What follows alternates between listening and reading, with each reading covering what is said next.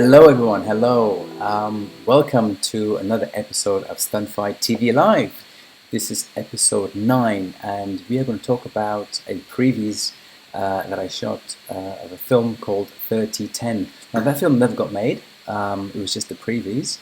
But yeah, we got together with stunt guys and we shot the scene and it actually turned out to be really, really good.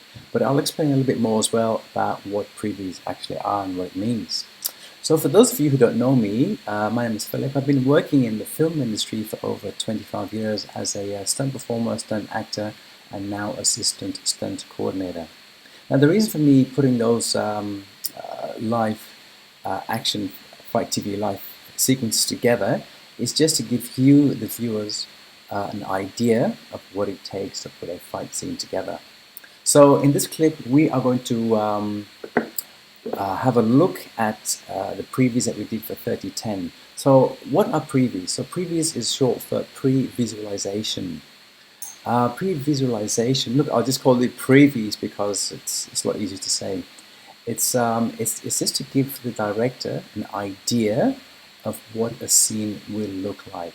So the coordinator will get a script, he will look at the action sequence, he will get the guys together, they'll figure out the action, we'll film it, edit it really nicely, and then present it to the director, and then the director can have an idea what it looks like, and then he can say, oh, can we change this, can we change that, you know.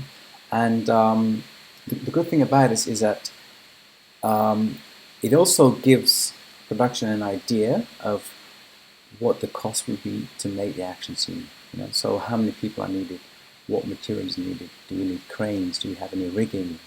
There's so many factors that come into play when it comes to shooting the PRevis, but it gives the production a really good idea. And unfortunately, when we get scripts, the action is really quite overzealous, and some really good action sequences are written, but unfortunately, because of budget constraints, usually action is the first thing to go, and a lot of cuts are made. So, you know, I feel sorry for stunt guys and for stunt teams sometimes, because you know, they get promised so much work sometimes, and then when it comes to the actual shooting, a lot of that gets cut because of budgets.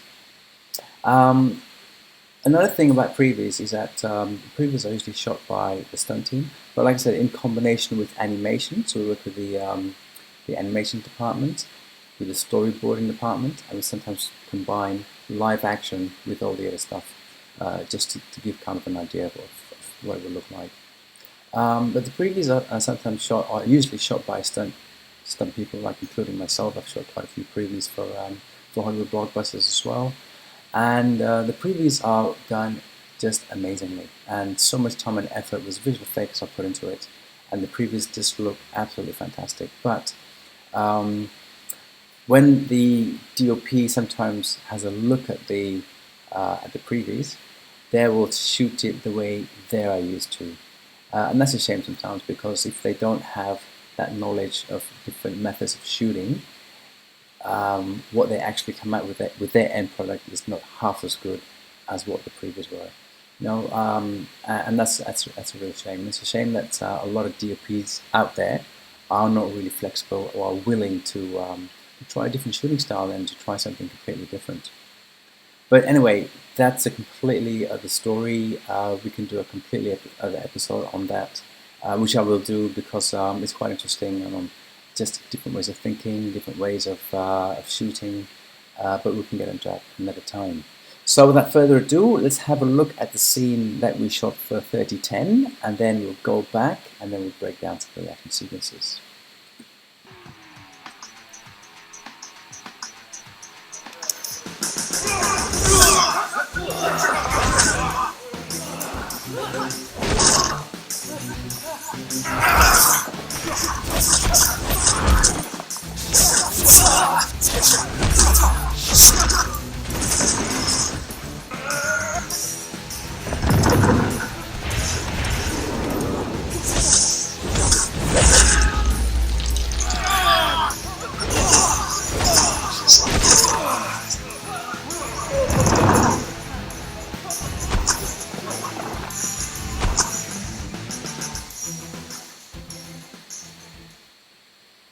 Excellent. Cool. So that was the whole sequence, and yeah, I mean the guys did an absolutely fantastic job. So let's go back to the start, and we will break it down a little bit further for you. Let's put down the volume a little bit, so you can hear me. So that's the first guy, and then the second guy that comes in. So the tricky part when you're shooting stuff that has multiple people in play, so you can reverse it this way, is that the tricky part is not to make it look like people are in the background waiting. So that's always something you've got to be really mindful of.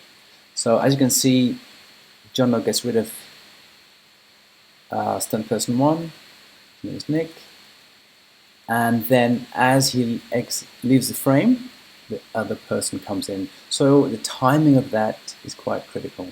Now, and it's also important that Jono just doesn't stand there for too long waiting for the next person to arrive, because then the fight just, that won't work either. It kind of look a little bit awkward.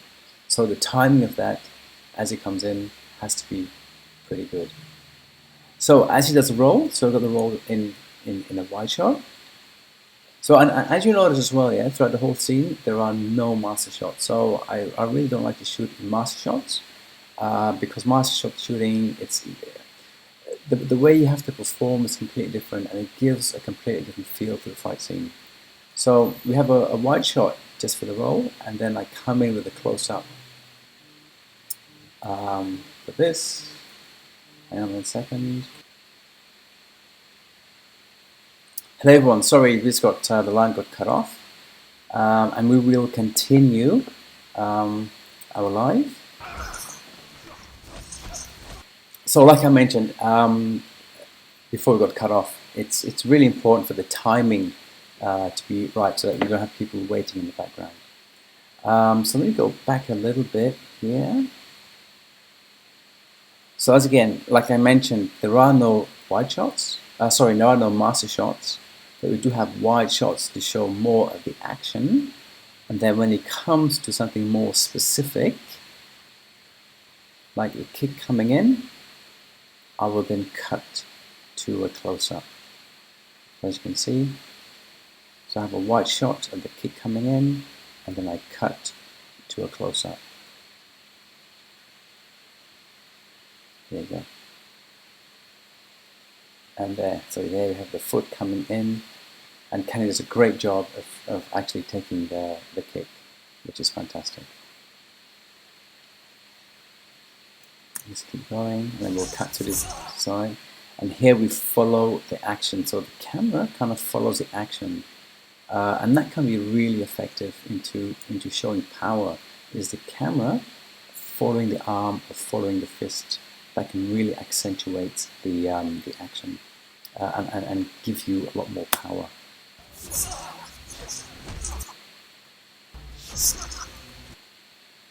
There you go. Now for this one, we kick Jono in the back.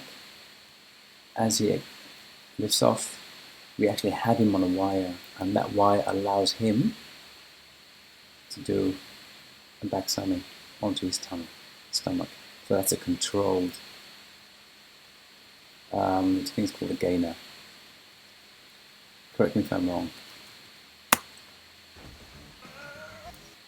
So as you can see, Kenny now jumps onto Jono, but as you can see now it's someone else. So this is Kenny there. But as I go forward, you've got someone else that jumps in. So when you're doing PRevis, a lot of time the PRevis are done over, nothing is always done in one day, it's done over several days. And availability of performers is not always there, so you've got to work with who you've got. So for that day, Kenny was not available, so we had someone else jump in for Kenny. And for the PRevis, it doesn't really matter, it's all about what the action looks like. And now we've got Kenny back. And for these shots, because there's a lot of ducking and missing shots, it was good to do like a high angle shot, so you can actually see the line where the foot goes over Kenny. So it gives kind of more of a perspective of what's happening.